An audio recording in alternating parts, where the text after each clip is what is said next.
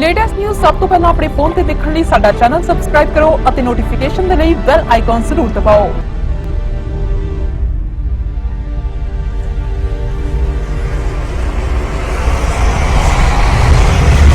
नमस्कार जी, city live की तरफ से आज आपको रूबरू करवाने जा रहे हैं हल्का दक्षिणी के वार्ड नंबर 29 के कांग्रेसी आगू जो इस समय वार्ड नंबर 29 के इंचार्ज के तौर पर यहां पर सेवा निभा रहे हैं। जी हां, मैं बातचीत कर रही हूं श्री कृष्ण मोहन शुक्ला जी की। आइए बात करते हैं कृष्ण मोहन शुक्ला जी के साथ। सबसे पहले तो सिटी लाइव की तरफ से आपको नमस्कार। नमस्कार जी। शुक्ला जी, आपने स्पेशल सिटी लाइव की टीम को यहाँ पर बुलाया कि जो सरदार मजीठिया जी ने कैबिनेट मंत्री आशु जी की कोठी का जो घेराव किया उसके संबंध में आप विचार देना चाहते हैं। तो हम चाहते हैं कि आप दर्शकों को ऐसा क्या कहना चाहते हैं जो आपने सिटी लाइव की टीम को यहाँ पर बुलाया। देखिए, दर्शकों को क्या कहना है वो सारे जानते हैं। जहाँ बात रही कैबिनेट मंत्री भरत भूषण आशु की, आज लुधियाना में एक एक बच्चे से भी आप पूछ सकते हैं कि जो उनकी छवि है वो एक ज़मीनी स्तर के लीडर हैं। वो कोई ऐसे लीडर नहीं हैं जो हवा में तीर मारते हो या हवा में चलते हैं। और मजीठिया साहब तो बहुत ही गलत किया है, जो कि उन्हें सारी जितनी सियासी पार्टियां हैं वो दिल्ली धरना दे रही हैं। उनको आशु जी के यहाँ धरना दे करके उन्होंने जो अपना बचा कुचा था वो भी उन्होंने अपना पॉलिटिक्स राजनीतिक करियर मतलब गंवा चुके हैं। ये जनता जनार्दन जितने हैं पंजाब वासी हैं, लुधियाना के नहीं पूरे पंजाब के लोग मजीठिया साहब पे थू थू कर रहे हैं, जो कि ये सारे पंजाबियों को पता है और सारे देश को भी पता है कि पहले ये बीजेपी के साथ ही मिलकर के इन्होंने ऐश आराम की ज़िंदगी कैबिनेट मंत्री हरसिमरत कौर जी बनी और उनके साथ बादल साहब, सुखबीर बादल जी, मजीठिया साहब आज तक सरकार बनाते हुए चले। तो जब सारी सियासी पार्टियां किसान मुद्दे पर विरोध कर रही हैं, मोदी जी का घेराव कर रही हैं, तो इन्हें दिल्ली में उसी टाइम मोदी जी का घेराव करना चाहिए। ये तो इन्होंने एक नौटंकी किया है कि मैं मंत्री पद से इस्तीफा दे रहा हूँ, और जब इनके पास कोई मुद्दा नहीं है, आज पंजाब में कोई इनके पास जनता के बीच में ले जाने का कोई एक भी मुद्दा नहीं बचा, तो ये आशु जी के घेराव करके ये अपनी ही कैरियर को ख़त्म कर चुके हैं। और ये सारी जनता जनार्दन सभी जानते हैं कि आशु एक ऐसा व्यक्ति है कि वो अपने काम पे ही रहते हैं। आज 1 साल से मैं खुद अपने वार्ड में उन्हें बुलाने के लिए कई बार आग्रह किया, लेकिन बल्कि वो हमें गुस्से से ही हमें बोल बैठे कि देखो शुक्ला जी, मुझे काम करने दो, मुझे फोटोआं खिंचवाने की शौक नहीं, आपका जो भी काम है आप बोलो, आपका काम होता है नहीं होता वो बोलो हमारे। तो ये उनकी एक बिजी लाइफ है, क्योंकि वो जनता से जुड़े हैं, ज़मीन से जुड़े और ज़मीन से ही उठे हैं। और आज मजीठिया साहब को हम आपके चैनल के माध्यम से बताना चाहते हैं, जब भी वो चाहें तब भी वो आशु जी के सामने खड़ के अजमा लें, उनकी जमानत जब्त हो जाएगी। ये लुधियाना है। नहीं, 1 मिनट, आपकी बात यहीं पे बीच में कट करते हैं। आपने अभी अब ये ज़्यादा जो भी शब्दावली यूज़ कर रहे हैं, आप सिर्फ और सिर्फ कैबिनेट मंत्री भरत भूषण आशु जी की कोठी के घेराव के लिए बोल रहे हैं। लेकिन अगर पिछले दौर में देखा जाए, जब अकाली सरकार थी तब कांग्रेसी भी तो यही कुछ करते थे। देखिए, मैं मैडम जी आपको बताना चाहता हूँ कि पिछले अब 10 साल में अकाली का सरकार था। ये सारे जानते हैं कि अकाली रोज़ मुद्दा देते थे, पर कांग्रेसी इस तरह नहीं करते। जब नाक से ऊपर हो जाता है पानी तो फिर कांग्रेसी बेशक विरोध करें, नहीं तो कांग्रेस जनता के ऊपर ही छोड़ देते कि जब जनता ने इन्हें चुना है तो जनता ही इन्हें जवाब देगी। और इनके 10 साल के कारनामों का, ये बालू माफिया, ड्रग्स माफिया जितना पैदा हुए, जितना नशा तस्करी बढ़ी पंजाब में, इनको देखते हुए जनता ने इन्हें दरकिनार कर दिया। और आज इनकी ये स्थिति है कि इन्होंने एक मजबूरी में हरसिमरत जी ने इस्तीफा दिया कि हम पंजाब में जाकर के किस मुद्दे पे लोगों से वोट मांगेंगे। अगर ये इस्तीफा नहीं देते तो ये जा भी नहीं सकते, तो इनकी एक मजबूरी थी। आपने कृष्ण मोहन शुक्ला जी नशे की बात की है, तो अगर बात करें आपके कैबिनेट मंत्री भरत भूषण आशु जी का आपके वार्ड नंबर 29 में नशे के संबंध में क्या कार्रवाई चल रही है? देखिए, भरत भूषण आशु जी का, हमारे कैप्टन अमरिंदर सिंह जी का, पूरे कांग्रेस पार्टी का नशा और क्राइम दोनों खत्म करने का एक हमेशा जब भी हुई है मीटिंग, चाहे वो एसीपी के साथ हुई, चाहे एसपी के साथ हुई है, आप तेजा साहब से भी पूछ सकते हैं, बडेरा साहब से, कई लोगों अफसरों के साथ हमेशा यही हुआ कि इनमें किसी भी कोई वर्कर या लीडर किसी नशेड़ी का या क्राइम करने वालों के ऊपर कोई सिफारिश नहीं की जाएगी।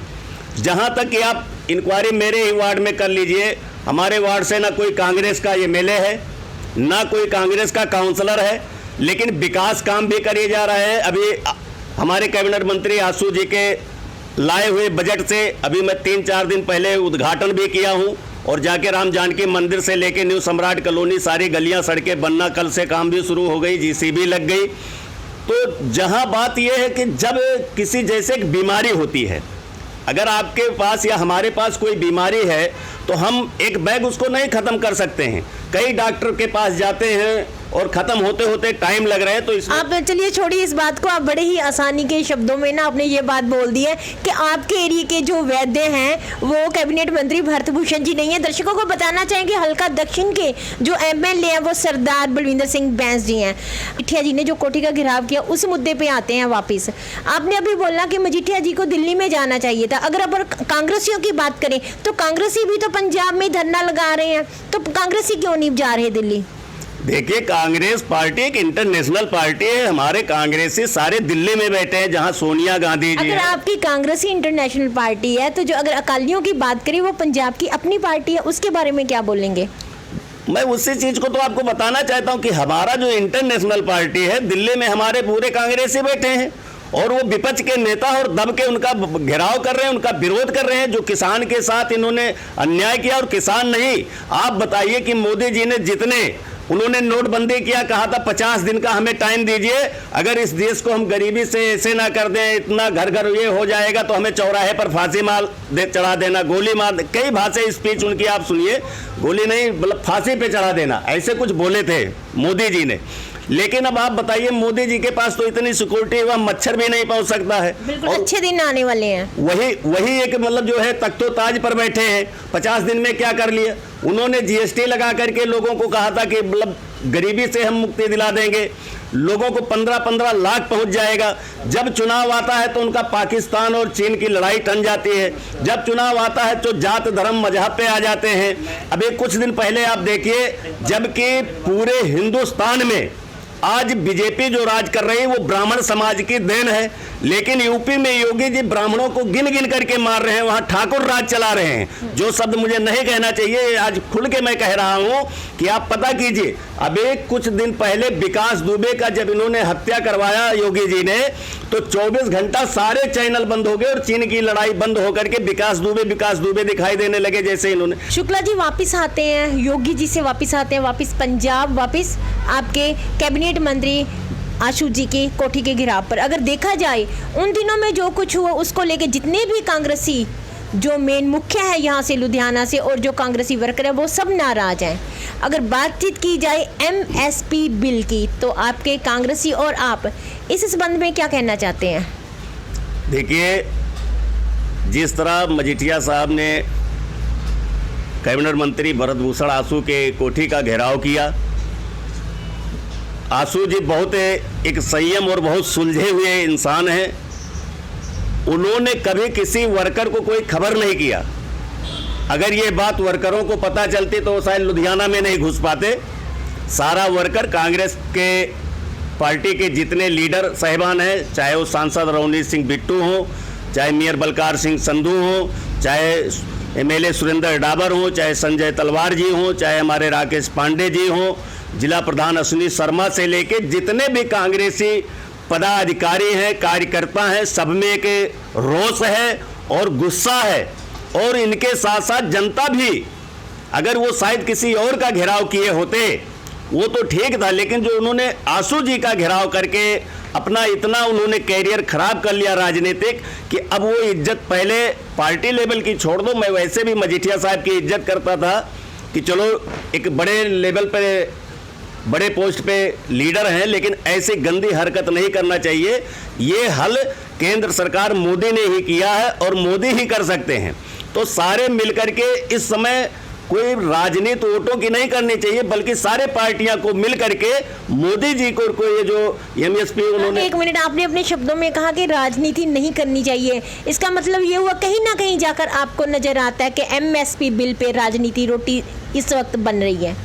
बिल्कुल बन रही है, जब इनके पास और कोई मुद्दा नहीं। अच्छा आप बताइए, आपसे मैं पूछना चाहता हूं, ये बीजेपी के ही हमेशा साझेदार थे और बीजेपी से ये कैबिनेट मंत्री थे।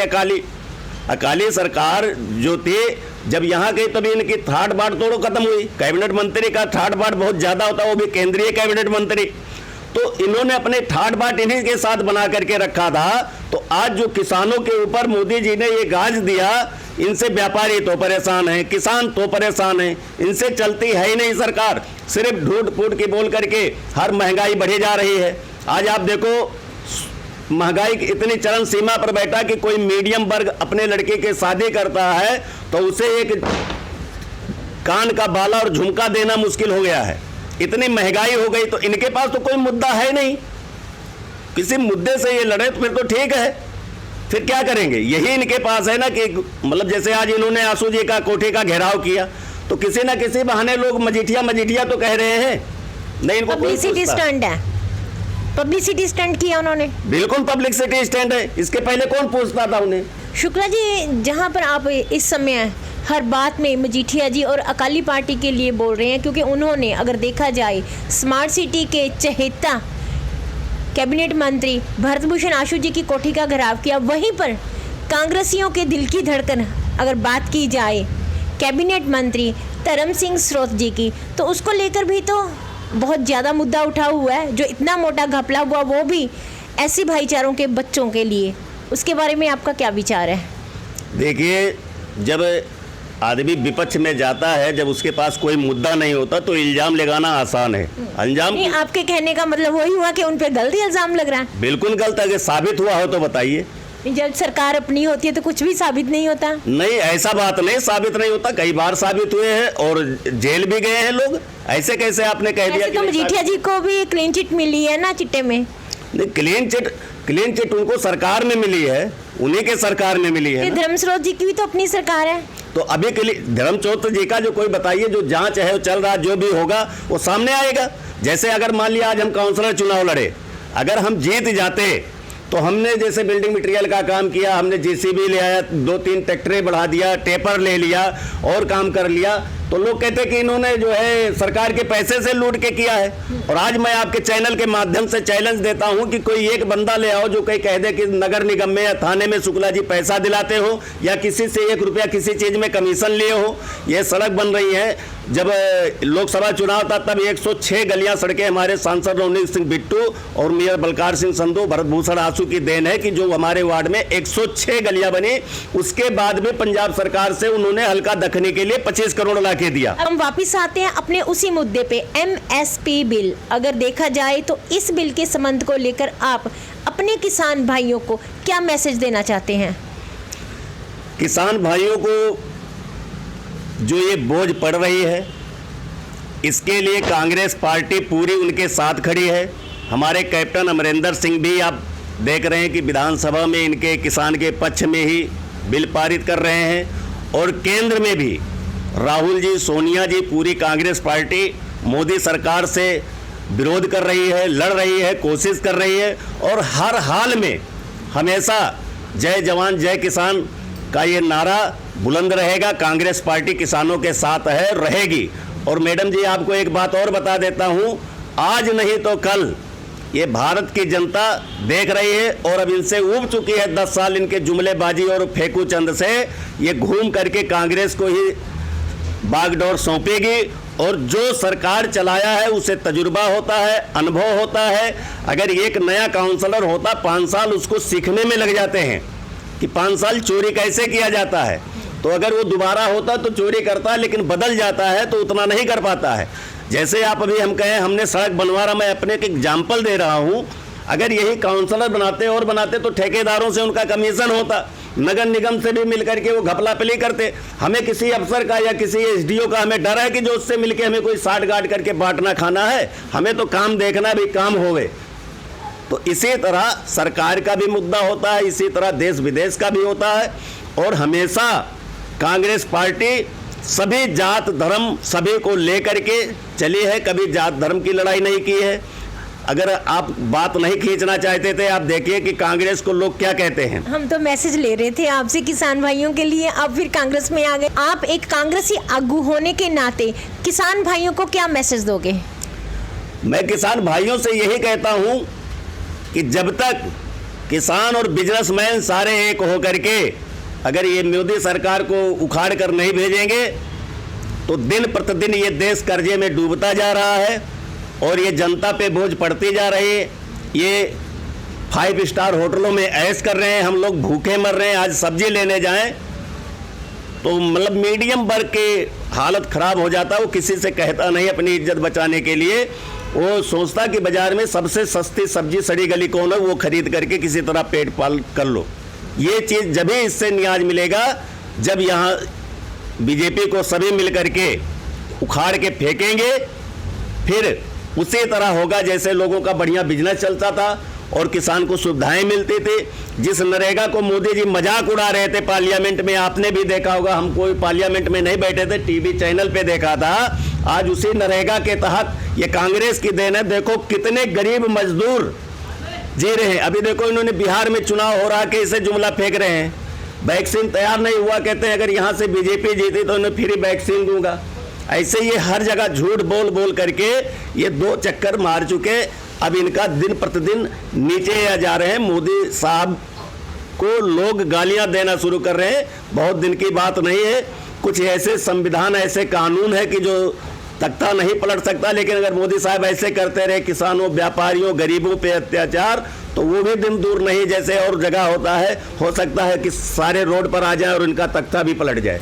दर्शकों के साथ अंत में एक विचार विमर्श हम भी करना चाहेंगे कि हमने हर बात में शुक्ला जी को देखा, हर बात में इन्होंने बीजेपी पे अटैक किया। उसका कारण कहीं ना कहीं जाकर हम अगर आम पब्लिक की बात करें, अपनी बात करें, तो हम लोगों के पेट में जो अनाज जाता है वो किसान का बोया हुआ होता है। आने वाले समय में देखेंगे कि भारत में जय जवान जय किसान ये जो नारा ये बुलंद रहेगा, या फिर मोदी साहब जो हमारे प्रधानमंत्री हैं उनके जरिए जो MSP बिल लगा है वो बिल लागू होगा। सिटी लाइव की तरफ से मैं अनु शर्मा, कैमरामैन गुरप्रीत सिंह ढिल्लों।